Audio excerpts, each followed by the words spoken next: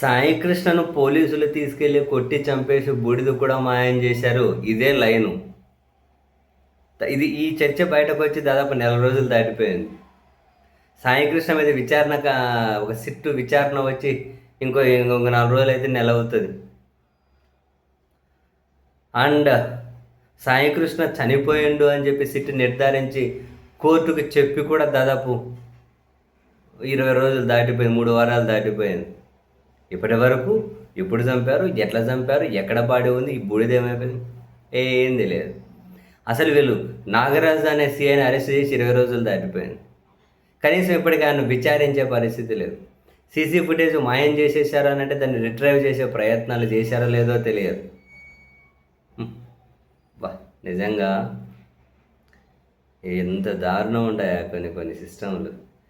సరే, ఈ క్రమంలో కోర్టులో ఇప్పుడు సాయికృష్ణ వాళ్ళ తల్లిగారు మరో ట్విస్ట్ ఇచ్చారు.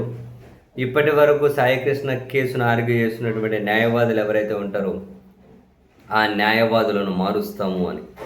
వాస్తవానికి ఈ నెల 10వ తేదీన సాయికృష్ణ వాళ్ళ పిన్ని న్యాయవాది కూడా కనకదుర్గ కోర్టుకు హాజరై మేము న్యాయవాదులను మార్చడం లేదు అని క్లియర్గా చెప్పారు.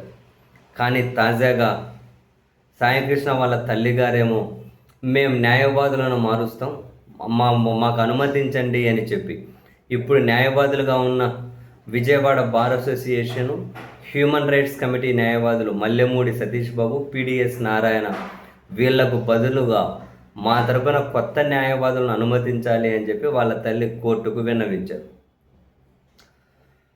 వాస్తవానికి న్యాయమూర్తి అడిగినారట, ఇప్పుడున్న హ్యూమన్ రైట్స్ కమిటీ న్యాయవాదులు బాగా వాదిస్తున్నారు కదా, మరి ఇప్పుడు మార్చాల్సిన అవసరం ఏంటి మీకు అని చెప్పి సాయికృష్ణ తల్లి గారిని ప్రశ్నిస్తే మౌనమే ఆమె దగ్గర నుంచి సమాధానం అయిందట.